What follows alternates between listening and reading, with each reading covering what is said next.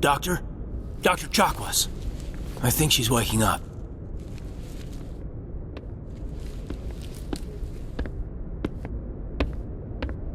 You had us worried there, Shepard. How are you feeling? Like the morning after shore leave.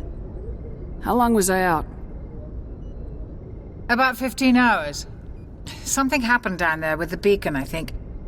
It's my fault. I must have triggered some kind of security field when I approached it. You had to push me out of the way. I expect better of you, Lieutenant. You endangered the entire mission. Don't be so hard on him, Commander.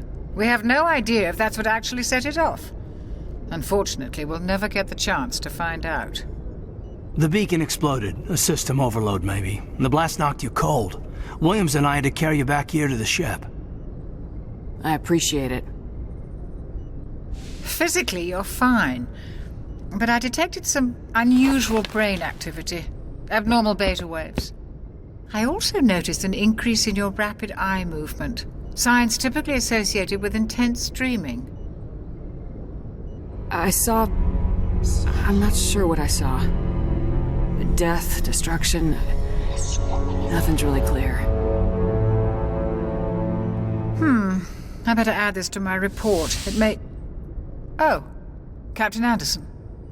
How's our XO holding up, Doctor? Well, all the readings look normal. I'd say the Commander's going to be fine. Glad to hear it. Shepard, I need to speak with you. In private. Aye, aye, Captain. I'll be in the mess if you need me. Sounds like that beacon hit you pretty hard, Commander. Are you sure you're okay? I don't like soldiers dying under my command. Jenkins wasn't your fault. You did a good job, Shepard. Did we leave Gunnery Chief Williams back on Eden Prime? I figured we could use a soldier like her. She's been reassigned to the Normandy. Williams is a good soldier. She deserves it. Lieutenant Alenko agrees with you. That's why I added her to our crew. Intel dropped the ball, sir. We had no idea what we were walking into down there. That's why things went to hell. The Geth haven't been outside the Veil in 2 centuries, Commander. Nobody could have predicted this. You said you needed to see me in private, Captain? I won't lie to you, Shepard. Things look bad. Nihilus is dead. The beacon was destroyed and Geth are invading. The Council's going to want answers. I didn't do anything wrong, Captain. Hopefully the Council can see that. I'll stand behind you and your report, Shepard. You're a damned hero in my books. That's not why I'm here. It's Saren, that other Turian. Saren's a Spectre, one of the best, a living legend. But if he's working with the Geth, it means he's gone rogue. A rogue Spectre's trouble. Saren's dangerous, and he hates humans. Why? He thinks we're growing too fast, taking over the galaxy. A lot of aliens think that way. Most of them don't do anything about it. But Saren has allied himself with the Geth. I don't know how, I don't know why. I only know it had something to do with that beacon. You were there just before that beacon self-destructed. Did you see anything? Any clue that might tell us what Saren was after? Just before I lost consciousness, I had some kind of vision. A vision? A vision of what? I saw synthetics. Geth, maybe. Slaughtering people. Butchering them. We need to report this to the Council, Shepard. What are we gonna tell them? I had a bad dream? We don't know what information was stored in that beacon. Lost Prothean technology? Blueprints for some ancient weapon of mass destruction? Whatever it was. Saren took it. But I know Saren. I know his reputation is politics. He believes humans are a blight on the galaxy. This attack was an act of war. He has the secrets from the beacon. He has an army of Geth at his command, and he won't stop until he's wiped humanity from the face of the galaxy. I'll find some way to take him down. It's not that easy. He's a Spectre. He can go anywhere, do almost anything. That's why we need the Council on our side. We prove Saren's gone rogue and the Council will revoke his Spectre status. I'll contact the Ambassador and see if he can get us an audience with the Council. He'll want to see us as soon as we reach the Citadel. We should be getting close. Head up to the bridge and tell Joker to bring us into dock.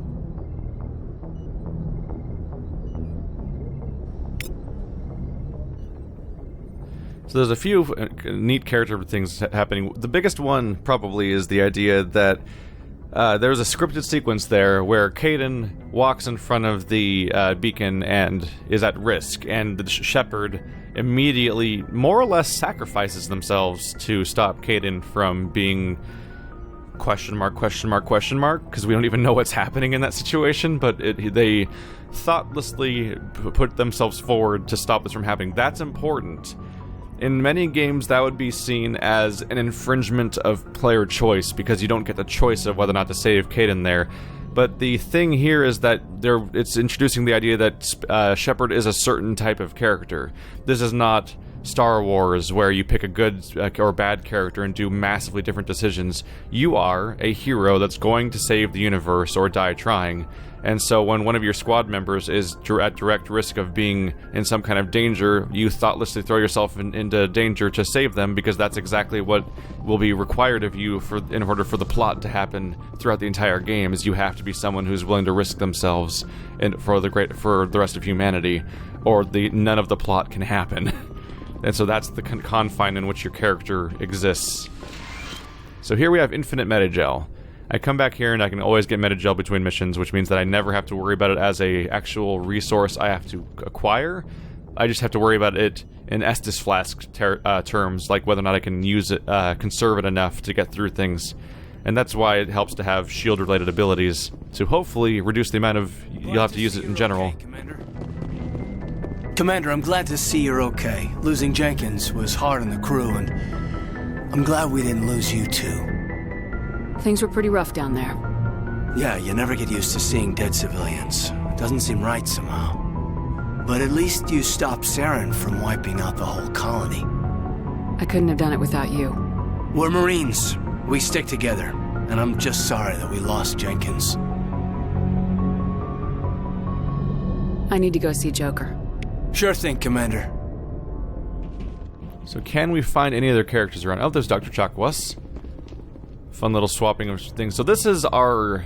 Get used to seeing this place. Everything on the Normandy, this is the equivalent of Haven in Inquisition, or that one nondescript camp location they use constantly in Dragon Age Origins. Like, this is the location where all your party hangs out. And this is where you can meet with all your people, even if you're not taking them on missions. And it's where a lot of the behind-the-scenes lore and character development happens throughout the game. I'm glad you're okay, Commander. The crew could use some good news after what happened to Jenkins. Jenkins was a valuable part of this crew. Part of me feels guilty over what happened. If Jenkins was still alive, I might not be here. You're a good soldier, Williams. You belong on the Normandy. Thanks, Commander. I appreciate that. Things were pretty rough down there. Are you okay? I've seen friends die before. Comes with being a Marine. But to see my whole unit wiped out, and you never get used to seeing dead civilians. But things would have been a lot worse if you hadn't shown up. We couldn't have done it without you, Williams. Thanks, Commander.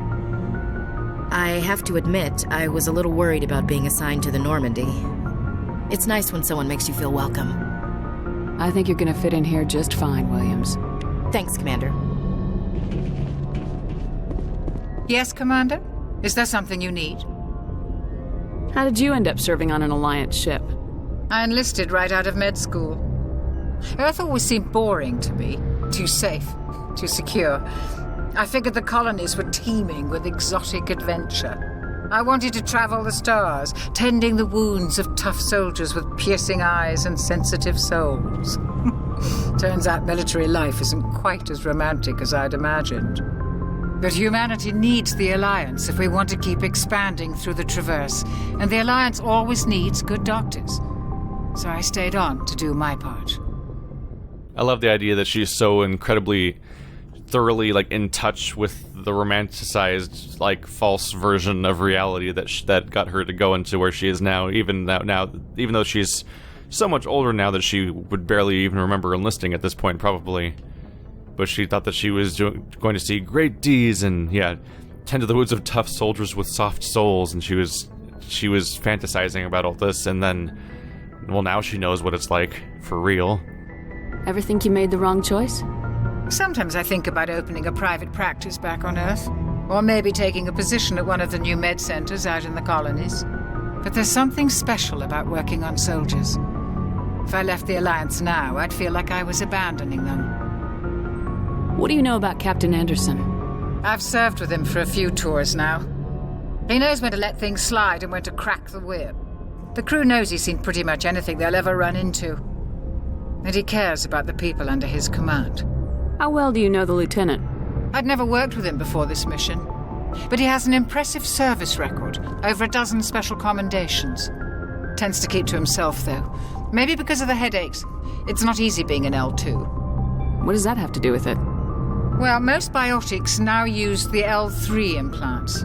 Lieutenant Alenko was wired with the old L2 configuration. Sometimes there are complications. What kind of complications? Severe mental disabilities, insanity, crippling physical pain.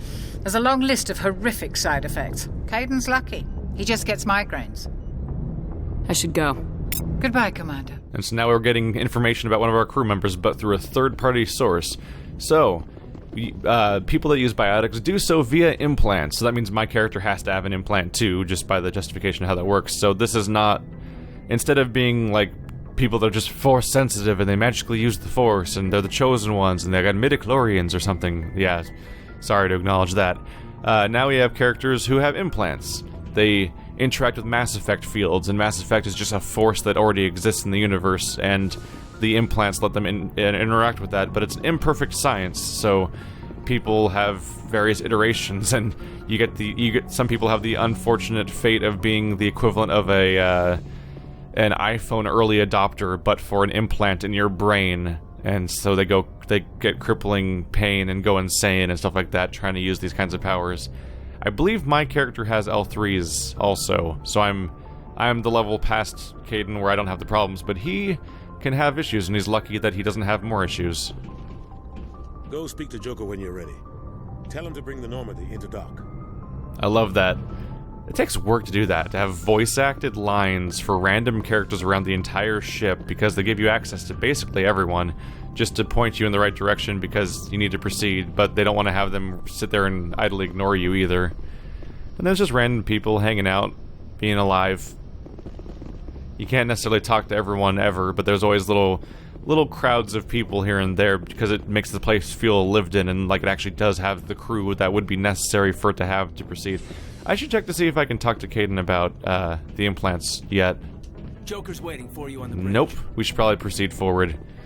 Took a little while to get used to how this place is laid out, but this is basically floor 2 right now. And if you take this elevator down, you can go into what's... I mean, this is basically floor 1, and that's the basement, I think is how they treat it. But yeah, there's the bottom floor is down there through the elevator, but the stairs take you to the top floor. And there was a period of time where, the first time I played the game, I could not find one of my party members because I could not figure out which secret place they were hiding away on.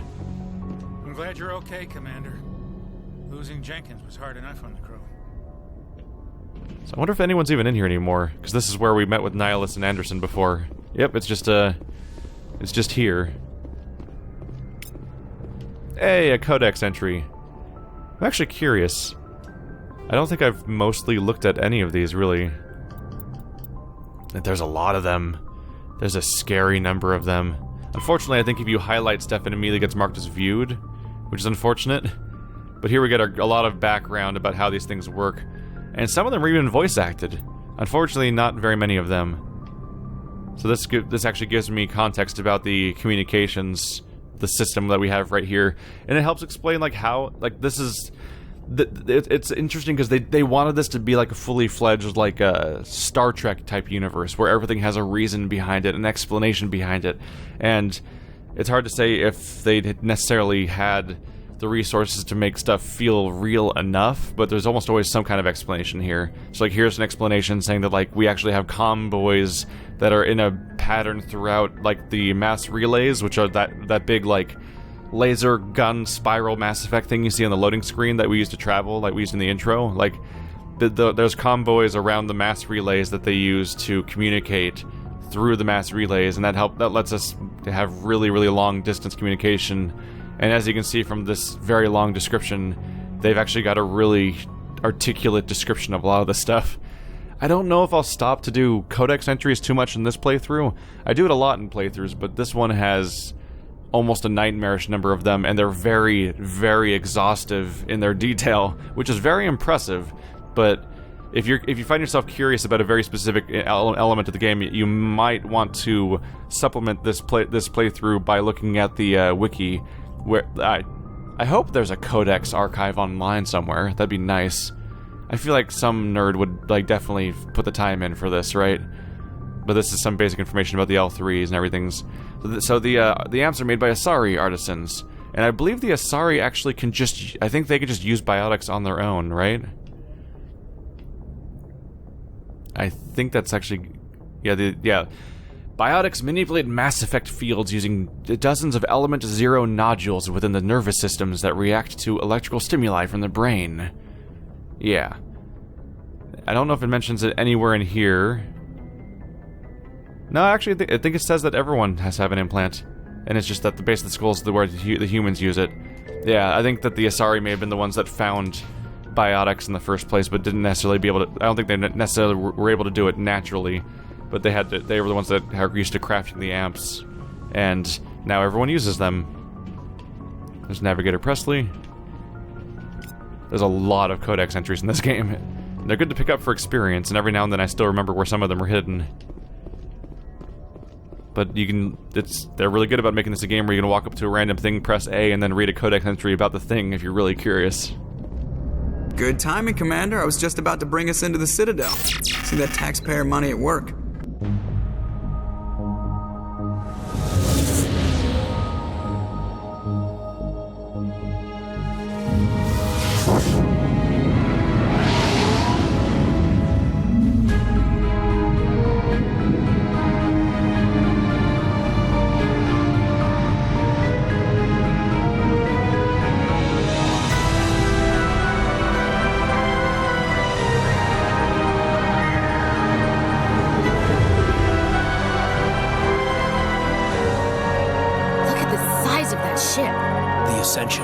Flagship of the Citadel fleet. Well, size isn't everything. Why so touchy, Joker? I'm just saying you need firepower, too. Look at that monster. Its main gun could rip through the barriers on any ship in the Alliance fleet. Good thing it's on our side, then. Citadel Control, this is SSV Normandy, requesting permission to land. Stand by for clearance, Normandy. Clearance granted. You may begin your approach. Transferring you to an Alliance operator. Roger, Alliance Tower. Normandy out. Normandy, this is Alliance Tower. Please proceed to Dock 422.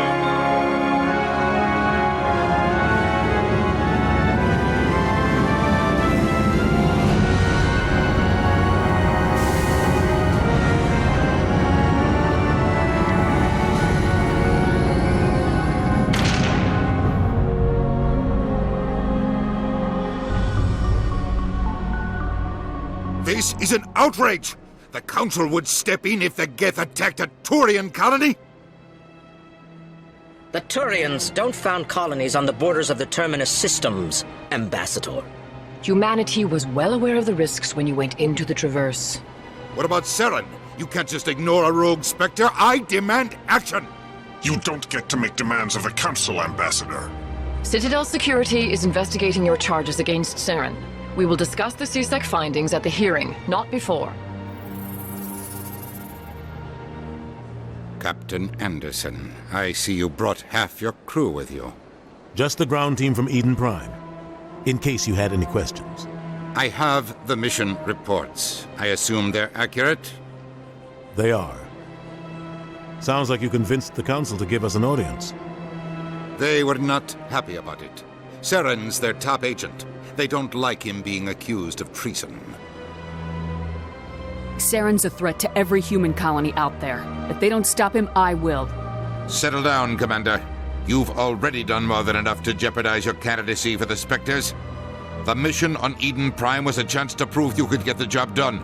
Instead, Nihilus ended up dead and the beacon was destroyed. That's Saren's fault, not hers. Then we better hope the CSEC investigation turns up evidence to support our accusations. Otherwise, the Council might use this as an excuse to keep you out of the Spectres. Come with me, Captain. I want to go over a few things before the hearing. Shepard, you and the others can meet us at the Citadel Tower, top level. I'll make sure you have clearance to get in. And that's why I hate politicians. And here is where the game truly sold itself for me. So look at this place. Oh, by the way, on the topic of celebrity voice actors, the pilot Joker is played by Seth Green. Anderson is played by Keith David. We've been over that. Also, the matriarch we saw in that scene where Saren was freaking out in some location that's completely separate from us, in a rare case of like distant cutaways showing stuff that aren't part of Shepard's perspective. That matriarch character is played by the same actor that played Deanna Troi in Star Trek: The Next Generation. Very recognizable voice actor, because she sounds exactly like Deanna Troi for the entire game. Unfortunately, I have forgotten the actress's name, because I have not seen her in much stuff in general. But this place really sold the game for me. This is where I realized that I was really going to be into it, because the first mission, while I look at it now and I'm like, wow, it actually does a lot of clever stuff. It was mostly combat, and the combat is not the best part of the game necessarily. It's not what I remember the game for necessarily, and so I wasn't super sold yet. But then Joker takes you into the Citadel, and the Citadel is a shockingly beautiful location, and the view of going into it's crazy, and that Ascension ship is incredibly massive and crazy looking, really selling this place as a crazy Star Wars type universe where like Death Stars and Star Destroyers and TIE Fighters and everything are all like completely massively different scales, like to the point where it's hard to comprehend the difference in size between each individual object. And now we're inside this place. So we're actually inside the ring. If you look at the Citadel when we were flying into it, there was a central ring, and then there was a little thing sticking out in the middle of it, and then around the ring there were a series of long, flat-looking panels. Those huge panels are places we don't really spend time in too much, if I remember correctly. But the thing sticking out in the middle, I think, was the dock, which is where we landed. But the ring around the dock, I believe, is where this is right here, which is why you see it curving upward on both sides, much like a lot of sci-fi concepts here. So that you can see like there's water and everything, and that's all part of the idea that like this whole thing has like radial gravity sticking outward and is presumably spinning, and it's hard to wrap your head around how some of the physics works there, but it's definitely a reoccurring concept. So I'm more or less used to it at this point. I think this is Udina's console.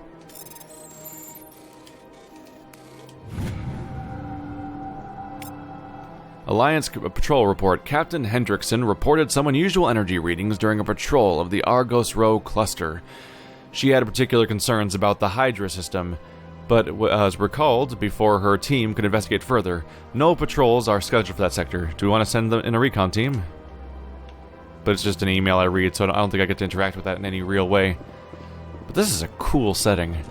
Look at the doors. Even the doors are ridiculous. It's probably overkill a little bit that the doors are ridiculous, but it's fine. I understand what you're saying, but these allegations are very serious. I can't just... This is serious. My reputation is at stake. I spoke with the consort in confidence, and her alone, and she betrayed that confidence. All right. I will look into it for you. In the meantime, do not do anything rash. And then this happens. You're 2 steps into this weird place. You just saw holograms of aliens you've never seen before. You recognize a Turian, but then you have 2 other things that we will later learn by name to be calling a Solarian and an Asari, were those 2 other people in the holograms. And then these things are here. Just the next corner over, there's 2 new types of aliens, and they seem to be talking about interactions with a prostitute, more or less. And then this thing's in here. The questions keep raising. And so as you guys have seen me play in The Witness, and you've seen me play the Dark Souls, and I love seeing weird shit, especially when it's a game where I have reason to think that I'll understand what all the weird shit is over the course of playing it, and that's why it's so cool to see it all, because it's all gonna mean something sooner or later. And there's some cool weird shit here. And it's just a realized place that seems to be just happening without you, basically, even though, of course, it's not. It's a video game. Pleased greeting. Human, it is always good to see your kind. I am Ambassador Kalen. Genuine query. Is there something I can do for you this day? Why do you explain what you're about to say? Our people communicate less through words and more through scent and slight movements. Plainly, we discovered our vocal expression was not enough to convey the feelings of our conversations to other species. Why do you bother, Kalen? These Earth Clan don't really care about our ways. Remorseful response, Din. You don't truly believe that, and if you do, I am very sorry for you. So I think this is a callback to a previous game. I don't remember if it was Knights of the Old Republic 1 or 2, but one of the Star Wars Knights of the Old Republic games had a character named HK-47. It was an android character who, before every single statement, would say what the emotion of their statement is, like witty retort or condescending remark and stuff like that. And the Elcor seemed to more or less fit that role. Tell me more about your species. Genuine enthusiasm. I delight in telling the history of my people. It is agreeable to share our culture with others. Tell me about the history and origins of the Elcor. The Elcor were just beginning to explore Council space when the Asari first made contact with us. With their help, we discovered the relay closest to our system, and from there the Citadel. Proudly, within one lifetime we established a regular route to the Citadel, and quickly became one of the more active species living on this great station. I'd like to know more about the culture of the Elcor. Frankly, we Elcor prefer the safety and familiarity of our own colonies to the confines of space travel. Our society is built on small, tight-knit groups, though we are always welcoming to outsiders. Our government tends to be very stable. Our people are not very comfortable with sudden changes. What do you do here? Modestly, I work to bring the problems and the requests of the Elcor groups to the attention of the Council. Ha! They only give us these positions to keep us quiet. The Council doesn't care about our races. Chastising rebuke. Your tone is inappropriate, Din. This human is not to blame for your malcontent or your misconceived suspicions. Goodbye, Ambassador. Sincere farewell. Good day to you, human. Enjoy your time on the Citadel. So we're already establishing a little bit of a class system, because we've established the idea that it's very uncommon, for example, for Spectres to not come from Council races, and they're elected by the Council. And we've seen the Council now in holograms. It's only 3 different aliens. But now this room contains 3 different aliens that are not on the Council. The Elcor, forgot the name a little bit, I'm sorry, and humans, and that guy over there. 4 different aliens that are not Council races, although that guy doesn't seem very talkative. And so now this is a room with 4 aliens not on the Council. How are they represented? And if judging by Mr. Din Korlak over here, some of them aren't very confident in the Council and their ability to represent them, because they don't feel like they're represented accordingly. And that might be true if they are so biased in their selection of Spectre races, for example. Earth Clan, you are in the wrong place, I think. Your ambassador is next door in the large office. Chastising remark. Don't be so rude, Din. At least introduce yourself. I am Din Korlak, Volus ambassador. Is there something I can do for you, Earth Clan? Volus, there we go. I could not remember the word at first glance. And here's a nice touch, is that they acknowledge the idea that different organisms would have different requirements in order to survive. And so, despite the fact that this place has an atmosphere and has basic things to keep people alive, there are still some types of aliens that you will see walking around in suits, because they are not they essentially don't have the popular environment that everyone else happens to be able to survive in, and so they need to basically walk around this non-space location as if they're in space to an extent. Or really mostly just a mask, really. You seem to have a bit of a chip on your shoulder, Din.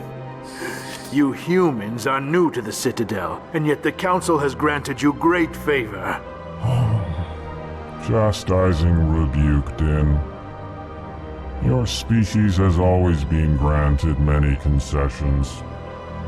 Volus territory has expanded tenfold since coming to the Citadel. Details. We still have no real say in the decisions that affect Citadel space. What is it you do here? I look out for the best interests of the Volus people. No easy task considering how often we are overlooked by the Council. Chastising rebuke, Din. The Council favors your species greatly.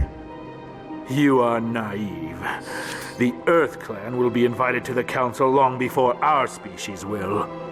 Why aren't the Elcor or Volus part of the Council? All species must prove themselves before they join the Council. All but the Earth Clans, it would seem. Dismissive. Ignore the Volus ambassador, human. He is incorrect in his assessment. Really? How long have we been waiting? How long do you think we'll continue to wait? Bah, this talk is wasted on the humans. I'd like to know more about the Volus. I'm sure our history and culture would bore you, Earth Clan. Actually, I would like to know more about your history. My people came to the Citadel shortly after the Asari and Salarians had discovered it. We were instrumental in establishing a standardized galactic economy. However, despite our long association with the Citadel and our many contributions to galactic society, we still do not hold a seat on the Council. Tell me about Volus culture. We are tribal by nature, but our ways are not violent. We barter and trade our lands and tribe members in order to increase status. Larger tribes often engulf smaller ones and eventually split again. Our society is very malleable, and our government is always shifting and changing. Since we're not physically adept, we trade our services for protection. I always have mixed feelings about these a little bit. So history makes perfect sense. Like, hey, tell me about what's like, you know, if you ask about the history of people in this context, it often makes sense that they would basically talk about the Cliff Notes version of what had happened between the time when that species discovered Mass Effect relays and when that species got to where they are right now. The trajectory through the Council interactions and stuff like that. That makes sense. Culture's weird. I don't know if people would be that good at summarizing what their own existence is because they're so engulfed in it that they wouldn't be able to describe how it is different, for example. What is this place? You are in the embassy for the Volus and the Elcor. Your ambassador is next door, in his own office. In this shared space, I aid my fellow Volus when I'm not being interrupted. Goodbye, Ambassador. Yes. Good day, Earth Clan. And here's the guy that was concerned about some sort of interaction with what they called a consort. Hello there, human. Sincere apology, but I am here on business and cannot be distracted right now. You seem distressed. Is there something I can do to help? Alarmed response. You overheard that, did you? This is all going so wrong, and it is the Asari consort's fault. She's the one who started all this. Who's this Asari consort? Curious, you have not heard. You must be new to the Citadel. Everyone knows Sha'ira, the consort. I cannot speak more about this problem. It is too sensitive. Suffice it to say, she has compromised my authority as a diplomat. Where can I find the Sasari consort? She is across the bridge from here. Her offices are easy enough to spot. Good day, human. So a theme to notice here with all the politicians around here is that true to their nature, they're all very good at explaining why their specific species is constantly being wronged and never gets anything they want, and everyone else gets everything they want, and nothing is fair, so they need more stuff. And that's pretty much the theme that every single one of them will speak in terms of. One of them was slightly nice there, where he was like dismissing the Volus stuff, but even then he's probably just sick of dealing with the Volus every day, because the Volus is there constantly. He does say next door, which is weird because no one's in this room. It's just empty. This might be his office, though. It might be that he left for other reasons, which makes sense. So maybe that is maybe this normally is the human embassy location. That would make perfect sense too. Let's look around a little bit. I can't go in here. But yeah, even he was talking about how, like, no, the council favors your species greatly, to emphasize the idea that no one gets special treatment, but he's still there to get special treatment either way. So this place they throw a tutorial at you immediately, basically by having that character there, Avina. Avina is everywhere, all over the entire Citadel, to explain to you what's going on, because, as it turns out, a lot of people bought this game to just shoot things. And this game, you hit a brick wall here if you're just trying to play a shooter, because the first level is a linear corridor shooter, but now you're here. And I actually know multiple people who got to this part of Mass Effect and quit because they literally couldn't figure out where to go. But this is where the game sold itself for me, because suddenly I was like, oh, there's things everywhere. And I just spent hours going around the Citadel without even continuing with the story, because there's so many characters and interactions. Because what's rough here is that this is the primary side quest hub of the entire game.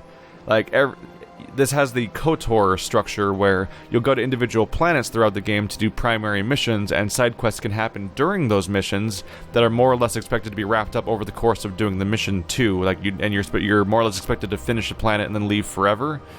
But the Citadel is the primary side quest place for the rest of the game.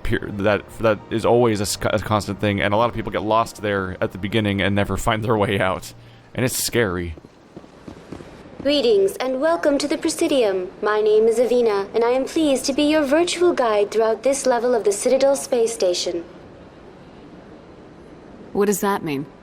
I am a fully interactive virtual intelligence, programmed to provide spontaneous guidance at predetermined locations of interest throughout this level of the Citadel. I may also be contacted through any of the Presidium VI terminals, should you require assistance. Give me the tour. You are standing at Presidium Tourism Terminal 1. On either side of this lobby are the embassies of the various Citadel races, along with CSEC headquarters. On the far end of this level, you can see the Citadel Tower, where the Council meets regularly to discuss matters of interstellar importance. I'm especially amused by the idea that people got lost here, because she literally just pointed to her left saying, there's the Citadel Tower, immediately, with very little further prompting, which kind of helps you get exactly where you need to go immediately. So things are more or less self-explanatory here. We have the Citadel Council, which we have some interaction with the concept of, so we kind of get the idea there. There's the embassies where we just left. The Spectres, which we haven't been to yet, but we've been told what Spectres are. Then CSEC, which is Citadel Security, which is just the normal security force that actually runs everything here. What can you tell me about the Citadel Council? Originally, the Council consisted of representatives from the Asari and Salarians, the two dominant species in Citadel space. Roughly 1,304 galactic standard years ago, Turians were invited to join the Council in recognition of the role they played during the Krogan Rebellion. Since then, the three Council races have worked together to ensure the peaceful coexistence of the galactic community, while preserving individual autonomy for each species. So multiple things here help us contextualize stuff here, which is kind of a big deal. Like, first of all, a moment ago we talked to the Elcor and stuff, and the Volus, and they talked about the Salarians and the Volus. They said the Volus said that they showed up briefly after the Salarians and Asari found the Citadel, as in it was a thing that was already in space that they just found. Like, they didn't build it; it was just here, because that's the whole point of the Protheans. Is like there's pre-existing technology just all over the universe. That's the Citadel. That's the Mass Effect relays.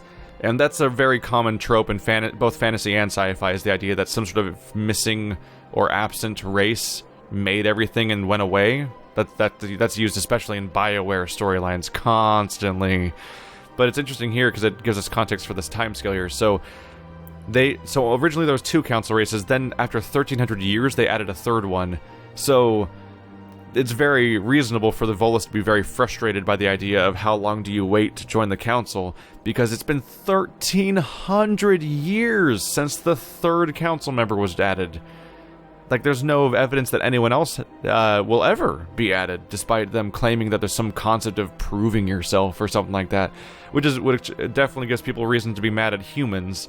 If there's any rumors or evidence that humans might be added to the council, that's a big deal, because people have family members that fought in the Turian War, which was how humans got exposed to all these races in the first place. So they're so new to the entire galactic landscape that the idea that they would become part of the leadership already would make a lot of people rather indignant. But it's hard to say if any of those rumors have any truth to them at the moment. It can't be as simple as that. There must be problems somewhere in the system. I am not programmed to make that kind of qualified judgment. My code is limited to information and simple interaction simulations. I want to know more about Citadel security. Citadel security serves as law enforcement for all regions of the Citadel, though the majority of officers serve in the wards. Executor Palin, a Turian, is the current head of CSEC, but individuals from virtually every species across Citadel space serve as officers beneath him. If you wish to learn more, Executor Palin's office is located in the CSEC headquarters just across the lobby.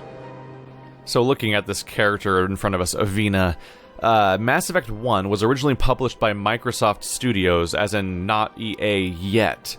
And so it was actually an Xbox exclusive for a very long time, and I can't help but wonder if somebody was like, hey, put Cortana in the game, kind of, because this character in front of us is just an Asari Cortana, except without the personality, because Cortana was a sentient person, and this seems to be just an AI construct that just accesses a database of responses whenever you ask questions, basically. So there's no actual evidence of any sort of intelligence behind it, really, besides just a basic program. But everything about how it's animated is just straight up Cortana. Eventually EA took over BioWare, and eventually, many years later, Mass Effect 1 finally came to the PlayStation 3 and escaped the clutches of just being exclusively on Xbox 360. But for a long time, people who bought Mass Effect 2 and 3 on the PlayStation consoles, because they were EA published and went to every platform at that point, had to go through a webcomic where they made the decisions from the first game, because they couldn't have the first game. So if you wanted to have decisions in the first game, you had to play a webcomic that summarized the events of the game in a few minutes, and that was really...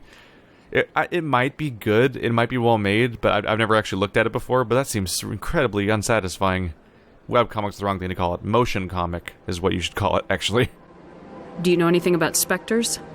The term Spectre is derived from the branch of Special Tactics and Reconnaissance. Each Spectre agent is handpicked by the Council. Their primary role is preserving galactic stability and resolving volatile situations that cannot be handled through normal political channels. In this role, they are granted extraterritorial rights and jurisdictions. Spectres answer to no law or authority except the Council itself. Tell me about the embassies. Each species in Citadel space important enough to be consulted on matters of galactic politics maintains an embassy on the Presidium. The Volus were the first non-council species to be granted an embassy, roughly 2,384 galactic standard years ago. As Citadel space has expanded, more embassies have been added. The most recently added embassy belongs to your own species, humanity. It was added 19 galactic standard years ago, despite some rather vocal opposition. Yeah, there's a real big difference there. So the Volus have been here for 2,300 years at an embassy and then the Elcor were added to their same embassy. So the Volus, of course, feel like they've been trotted upon a bit here, because on top of not getting their own council seat after over 2,000 years, then another race was added to their embassy as if like no one had room. It's like office space, like being moved into the freaking basement because they need more desk space and stuff like that. Meanwhile, the humans have had an embassy for less than 20 years, and people think they might become a council race. Why were people trying to keep my species out? Some species felt humanity was given preferential treatment. It often takes a century or more before a new species is granted an embassy. The Council gave a great deal of thought to this matter. In the end, they decided humanity's impact on Citadel space was significant enough to warrant an embassy. How come the Volus were the first species given an embassy? In the early years following the formation of the Council, the Volus were, apart from the Asari and Salarians, the most populous and widespread species in Citadel space. They established many new colonies and trading outposts, and they petitioned the Council for a greater role in determining interstellar policy. In recognition of their work to expand interstellar trade and establish a standardized galactic economy, the Volus were granted an embassy here on the Citadel. Why weren't they made a council race? The council races have extensive responsibilities. They must provide personnel and ships for the Citadel fleets. They often provide economic aid in times of disaster. It would be unfair to demand such an enormous burden of a species unable to meet these obligations. The embassies allow lesser species to have a voice on the Citadel. Ooh, even the AI character says lesser species. That's pretty damn arrogant. I apologize if my personality has offended you. Please submit all formal complaints in writing to the Citadel Tourist and Visitor Board. Goodbye. Goodbye, and thank you for using Avina. Please enjoy your visit to the Citadel. So I'll probably exhaust all lore-related dialogue. While I may not go fully through the depths of the Codex, this is generally how I play games, and I still enjoy it even though I know a lot of it, and I still like to assume that there's people experiencing this for the first time whenever I play a game, so I'd like to not skip things over. But here we go. This is no longer a hallway. This is an ocean, and there's a lot to look at now.